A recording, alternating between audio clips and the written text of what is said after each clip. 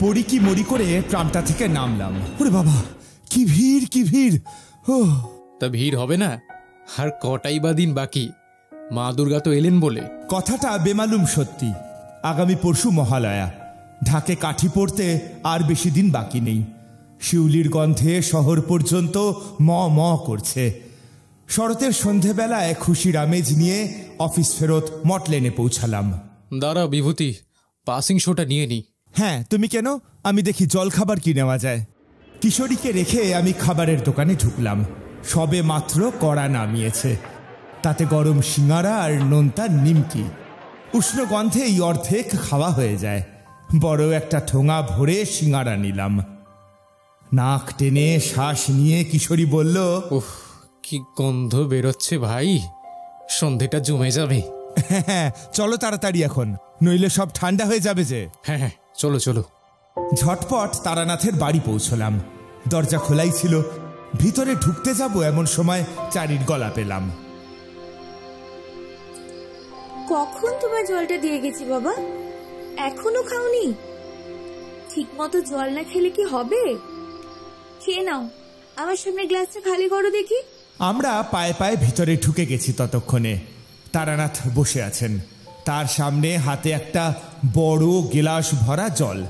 সেটার দিকে তাকিয়ে কিশোরী বলল, চারিমা, ঠাকুরমশাই না খাবে না খান, তুমি আমায় একটু জল দাও তো। বারে, আমার বুঝি তেষ্টা পাইনি? আমি দুজনের জন্যই শরবত বানিয়ে আনছি, আপনারা বসুন। আর বাবা, তুমি জলটা খেয়ে নাও শিগগিরই। বলে গ্লাসটা তারানাথের হাতে ধরিয়ে চলে গেল। খেয়ে নিন ঠাকুরমশাই, জল বলে কথা, যার পিপাসা পায় সেই বোঝে জলের ধর্ম কি। এই যেমন আমি বুঝি। আমি কিশোরীর দিকে কটমট করে তাকালাম। বললাম, তুমি বুঝছো কি হে, আমার বুঝি পিপাসা পায়নি? কিশোরী জিভ কেটে বলল,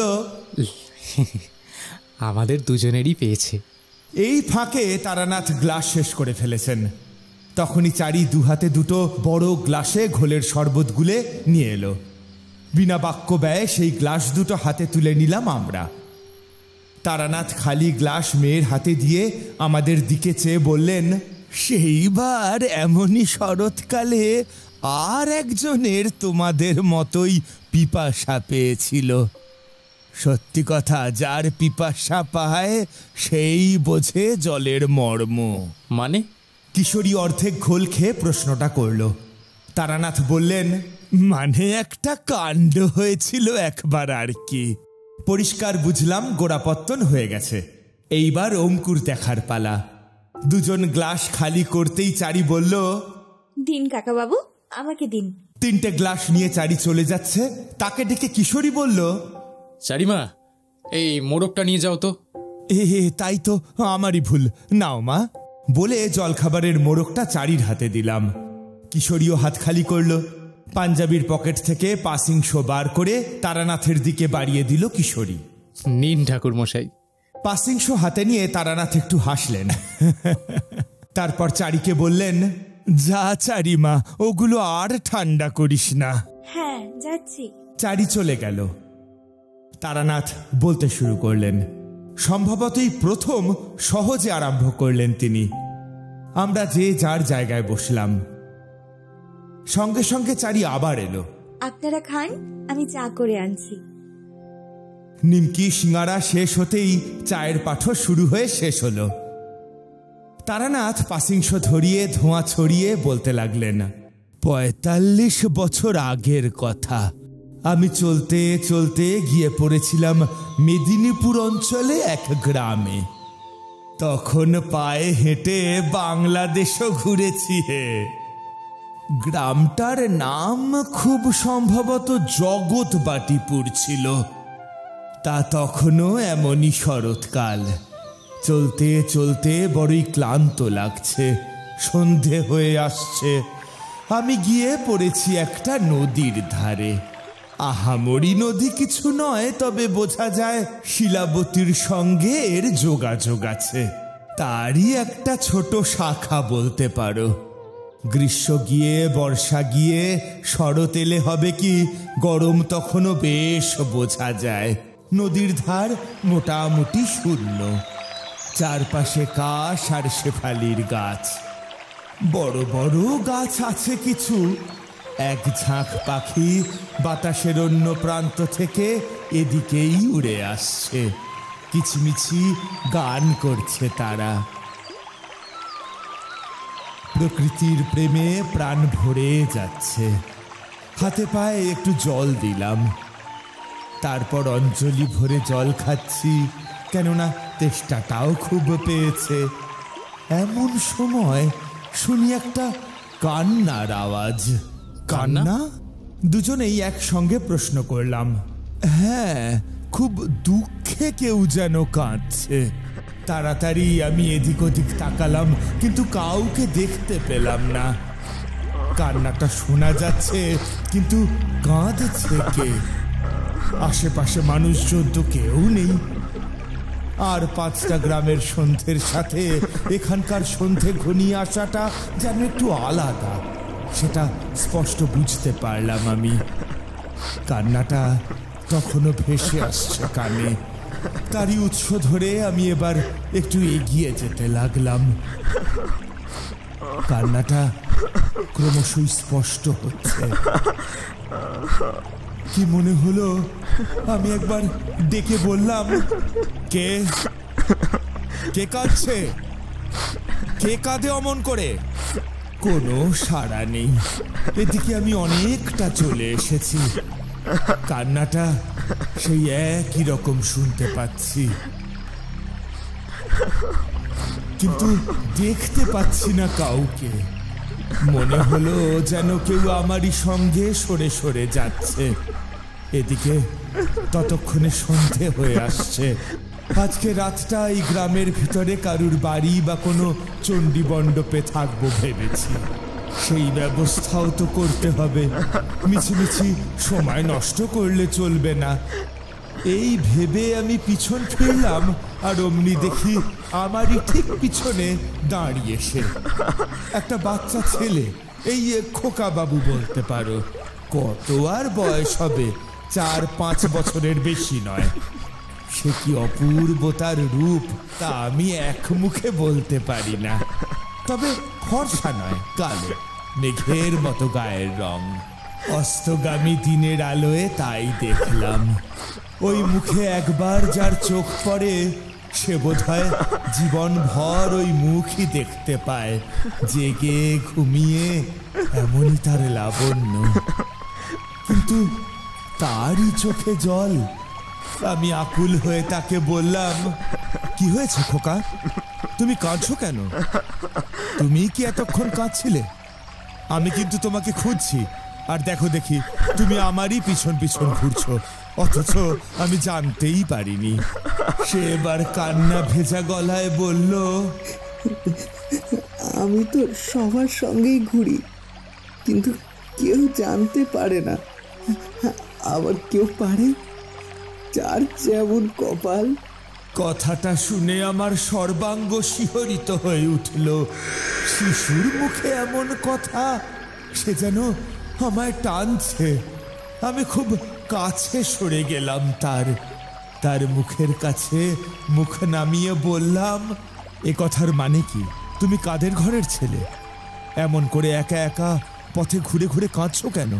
কি কষ্ট হয়েছে তোমার? আমায় বলো। দেখো তো কেমন জলে ভিজে যাচ্ছে তোমার মুখটা। এসো আমি মুছিয়ে দিই। বলে উত্তরীয়র খুঁট দিয়ে তার চোখ মুছতে গেলাম। সে এক পা পিছিয়ে আমায় শক্ত গলায় বলল, আমার চোখ মুছিও না, আমার যে খুব দুঃখ, কাঁদবো না? যার মা কাছে থাকে না, সে তো কাঁদবেই গো। আবার ভিজে যাবে চোখ, তুমি কষ্ট করো না। ছেলেটার কথাবার্তা আমায় ভাবাচ্ছে।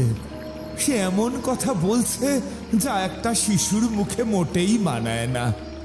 আমার বুকে ঘন্টার ঘা পড়ছে, তবে অনৈসর্গিক কিছু টের পাচ্ছি না তো। তাহলে ব্যাপারটা কি? তবুও তার বারণ করার মধ্যে এমন কিছু ছিল, আমি আর এগোলাম না। বললাম, বেশ, তুমি শুধু বলো তুমি কাঁদছো কেন? তোমার মা কোথায় গেছে? আমার মাকে তাড়িয়ে দিয়েছে। মা নেই, তাই আমার কষ্ট হচ্ছে। কতদিন আমি খাইনি, কতদিন আমি আমি আমি জল খাইনি। খুব পিপাসা পেয়েছে আমার। বুকটা যেন ফেটে গেল কথাটা শুনে। তাড়াতাড়ি বললাম, সে কি, তোমার মার কি হয়েছে তা না হয় পরে বুঝবো। তুমি জল খাওনি, খাবার খাওনি, এ কি কথা? এমন সুন্দর নদীর জল আর তুমি বলছো জল খাওনি? চলো বাবা, আমি তোমায় জল খাইয়ে দিচ্ছি। তুমি ছেলে মানুষ, তাই বোধহয় জলে নামতে পারোনি ভয়। এসো, আমি জল দিচ্ছি। আমি কাউকে ভয় করি না। আমি তো সকল ভয়ের ভয় গো। যে অন্যায় করেছে সেও ভয় পাচ্ছে এখন। আমার মাও পিপাসী হয়ে আছে। সে না দিলে আমি জল খাবো না। তবে তুমি এসেছো যখন, তখন তুমি আমার মাকে এনে দাও। এতক্ষণে আমি যেন কিছু বুঝতে পারছি। এই শিশুটি আদতেও শিশু তো। আমার উপলব্ধি যেন কিছুতেই মানতে পারল না সে কথা। কিন্তু আমার করণীয় কিছু একটা আছে, সেটা বুঝলেও ভূমিকা যে কি সেটাই বুঝতে পারছি না। নিজেই প্রশ্ন করলাম নিজেকে। মন বলল, ভেবো না, ওকেই জিজ্ঞাসা করো। তাই করব। তাকে বললাম, বাবা, আমায় তোমার বাড়ি নিয়ে চলো তো। আমি পথিক, আজ রাতটুকুর মতো তোমার বাড়ি থাকতে দেবে আমায়? সে এবার ভারী অদ্ভুত একটা কাজ করলো। কি করলো? কোনো কথা না বলে সামনে ঘুরে ছুট দিল। কি আশ্চর্য! আমিও হকচকিয়ে তাকে বললাম, খোকা শোনো। ও খোকা, শুনছো? আরে অমন করে ছোটে না, আমাকে নিয়ে যাবে না? তোমার নাম কি বাবা? চলে যাও না, দাঁড়াও। সে আমার কোনো কথার জবাব দিল না, শুধু চলে যেতে যেতে দূর থেকে বলে গেল, ননিচোড়া। নামটা শুনেই বুকে ঘন্টায় ঘা পড়ল আর একটা। কিন্তু আমি তাকে এত সহজে ছাড়লাম না। যতটা পারি পাল্লা দিয়ে তার সঙ্গে ছুটছি। একটা সময় লক্ষ্য করলাম, ছুটতে ছুটতে আমি অনেক দূর চলে এসেছি। একেবারে সন্ধ্যের আধার হয়ে গেছে। সামনেই পূর্ণিমা। চাঁদের আলোয় দেখতে পেলাম দুপাশে কাঁচা ঘরবাড়ি, মাঠ, গোয়াল, ধানগোলা, এই সবই আছে। আর প্রত্যেকটা বাড়ি অন্ধকার। শাঁখের শব্দ নেই ভর সন্ধেবেলা। এ ভারী অদ্ভুত কাণ্ড। সেই সব অন্ধকার বাড়ির ভিতর থেকে প্রায় একই রকম গোঙানি বেরিয়ে আসছে।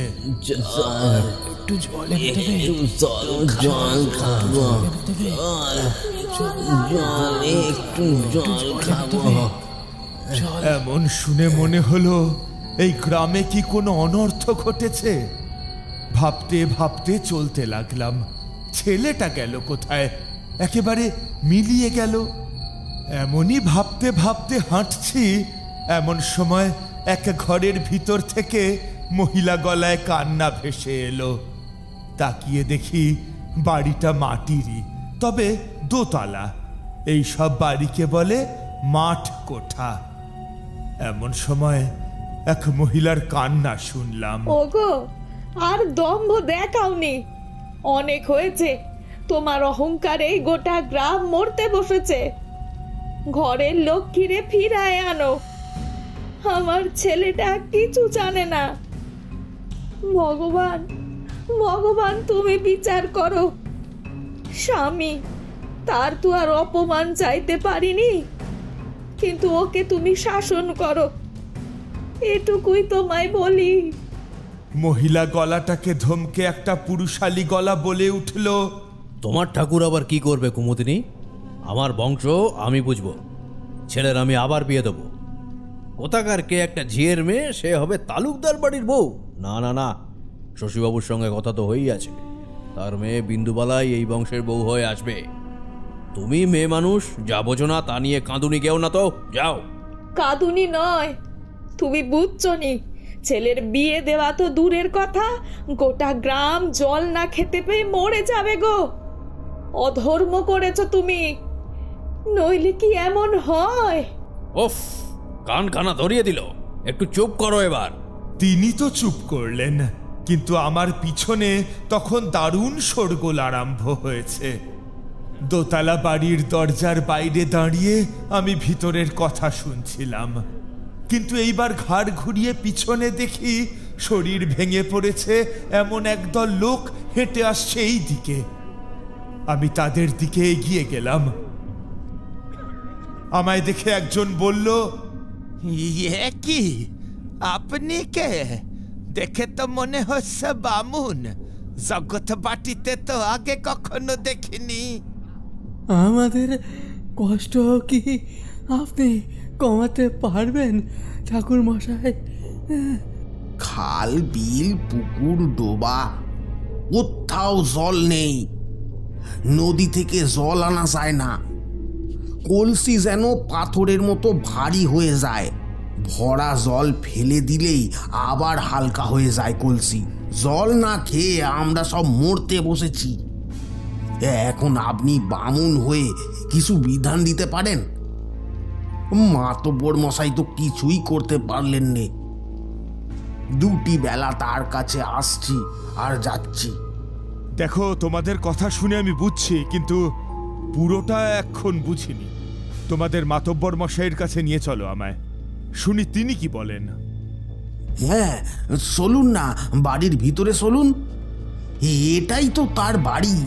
ঠাকুর ননীশ্বরার মন্দির এখানে। ঠাকুর আর নেই গো, ঠাকুর আর নেই। দেখছো না, তার ঘর বন্ধ, অনাসৃষ্টি হয়েছে, তাই আমরা এমন কষ্ট পাচ্ছি। আহা, নতুন বউঠান কত কষ্ট পেয়ে চলে গেছেন বলো তো। কি বললে? ননীচোরা? আজ্ঞে, তিনি তো এ বাড়ির গৃহদেবতা। আমি মুহূর্তকাল অত লোকের মাঝে দাঁড়িয়েও একান্তে ধ্যান জগতে চলে গেলাম। এই যে মাতব্বর মশাই, তীর্থে গিয়েছিলে শুনলাম। হ্যাঁ ভাই, বৃন্দাবন গিয়েছিলাম। সেখান থেকেই তো এই মূর্তি নিয়ে এসেছি। আপনার বংশে তো ছেলে আছে, তবে আবার গোপাল এনেছেন কেন? কার কথা বলছো? আমার নাতি নরহরি? হ্যাঁ, সে আছে। তবু কি মন গেল, এনাকেও সঙ্গে আনলাম। ও, তা বেশ করেছেন। দেখো, টাকা পয়সা চিরকালের তো নয়, কিন্তু আমি যখন থাকবো না তখনও এই ননীচোরা ঠিকই থাকবে আমার বাড়ি আলো করে।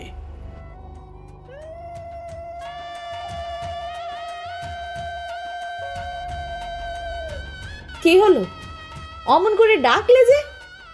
এই আদিক খাতাটা একটু কম করো কুমুদিনী, কম করো। অত ঘটা করে বরণ করা কিসের? ছেলেকে শহরে পাঠিয়ে ও বউকে আমি বিদায় করে ছাড়বো। সংসারে ওকে রাখবো ভেবেছো? হ্যাঁ, ছিছি, ও কি কথা? ঘরের লক্ষ্মী যে ও। যাও যাও, আর গিন্নিপনা দেখাতে হবে না, যাও। তুমি চলে যাচ্ছ, আমি এখানে কেমন করে থাকবো বলো তো? দূর পাগলি, আমি তো একটা কাজে যাচ্ছি, কাজ মিটলেই চলে আসবো। বাবা মা আছে, তুমি ভালোই থাকবে। শোনা ছেলে, বাবা নে, খেয়ে নে। মানুষটা শহরে গেছে, খুব মন কেমন করছে তার জন্য। মনে হচ্ছে আর তার সাথে বোধহয় দেখা হবে না আমার। তুমি তাকে ফিরিয়ে আনো তাড়াতাড়ি। তুমি তো আমার ছেলে বাবা, মায়ের কথা শোনো। রেখে দাও, রাখো বলছি। ঠাকুরকে রেখে দাও তার সিংহাসনে। ঝিয়ের মেয়ে বিয়ে করে জাতে উঠে গেছো মনে করেছো? ঠাকুর ঘরে ঢুকেছো কোন সাহসে? সে কি বাবা, হে তো আমারও বাড়ি, ঠাকুর ঘরে আসতে পারবো না আমি? না, পারবে না। বেরো, বেরিয়ে এসো। ওকে মিষ্টি খাইয়েছি, জলটা খাইয়ে দিই। না না না, কিচ্ছু খাওয়াতে হবে না, বেরো শিগগিরি। কুমুদিনী, শিগগিরি এসো। ঠাকুরের গা অপবিত্র হয়ে গেছে, তুমি গঙ্গা জল ছিটিয়ে দাও এক্ষুনি। কি হয়েছে? ডাকছো কেন? কেন ডাকছি? এই মেয়েকে বিদায় করব, তুমি গঙ্গা জলটা ছেটাও। সে কি, কোথায় যাব আমি বাবা? কেন? যেখান থেকে এসেছো সেখানেই যাবে। মা তো নেই, তাই মায়ের কাজের বাড়িগুলো ঝি হয়ে বাসন মাজতে যাবে। এমন করবেন না, দোহাই আপনার। সে এসে যদি আমায় না দেখে খুব কষ্ট পাবে যে। খবরদার, ওর নাম মুখে আনবে না। কোনোদিনও আর এই বাড়িতে আসার চেষ্টাও করবে না। সে যদি ডাকতেও যায় তবুও তার সামনে আসবে না। এই মাথার দিব্যি দিলাম আমি তোমাকে তোমার স্বামীর নামে। যদি কথা না শোনো তাহলে। না না, থাক, আর বলতে হবে না। আমি চলে যাচ্ছি, কোনোদিন আসবো না। শুধু ননিচোড়াকে মুখের জলটা খাইয়ে দিতে দিন। না, হবে না, এক্ষুনি বিদায় হও। কাল পুরোহিতটাকে সব শুদ্ধিকরণ করাতে হবে। দাঁড়িয়ে আছো কেন? যাও, ঘাড় ধাক্কা দিয়ে বের করতে হবে নাকি? ওগো শোনো, অমন করো না। সরে যাও, সরে যাও, না হলে তোমাকেও ওর সঙ্গে বিদায় করে দেবো।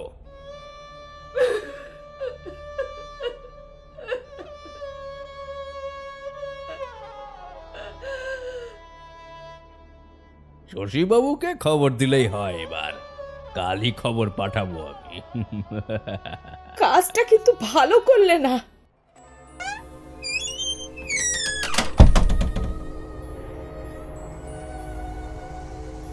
ও কিসের আওয়াজ হলো?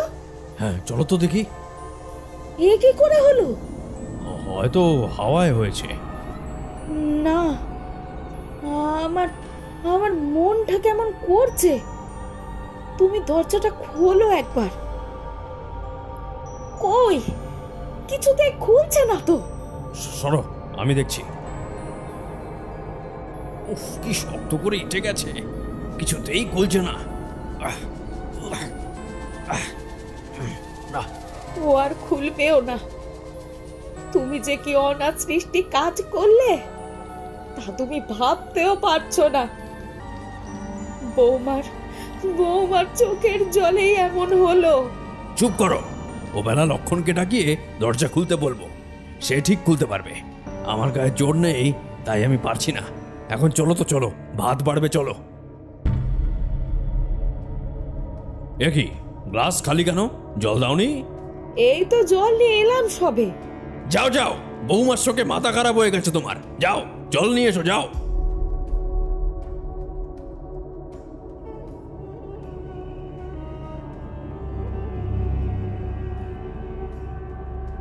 এ কি কাণ্ড হলো? পিপাসায় জল মুখের কাছে এসেও খাওয়া হলো না। বাইরে আবার কারা এলো? আমি দেখছি।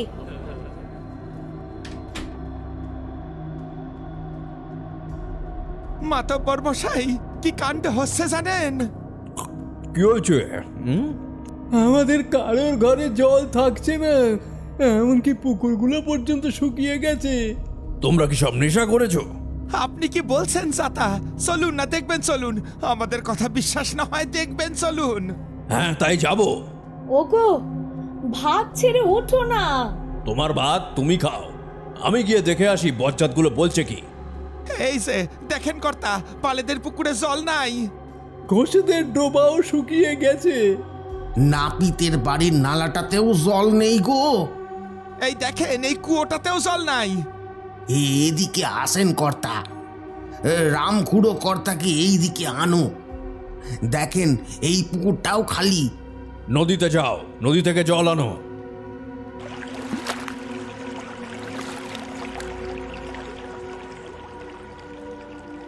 এ কি হলো কর্তা?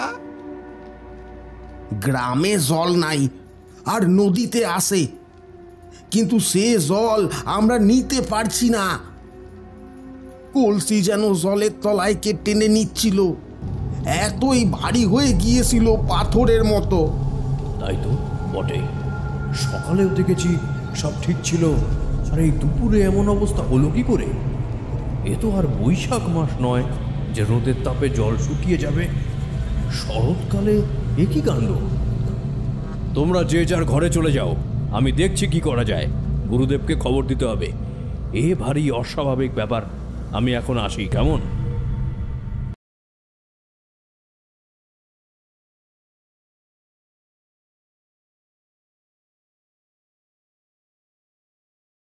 আমাদের এই গল্প যদি আপনাদের ভালো লেগে থাকে তাহলে অবশ্যই লাইক করবেন এবং শেয়ার করবেন। যারা চ্যানেলটিতে নতুন তারা অবশ্যই সাবস্ক্রাইব করুন। শুধু বেল আইকনটি টিপে নোটিফিকেশন অন করে দিন, যাতে আমাদের পরবর্তী কাজগুলোর খবর সবার আগে আপনার কাছে পৌঁছয়। ধন্যবাদ।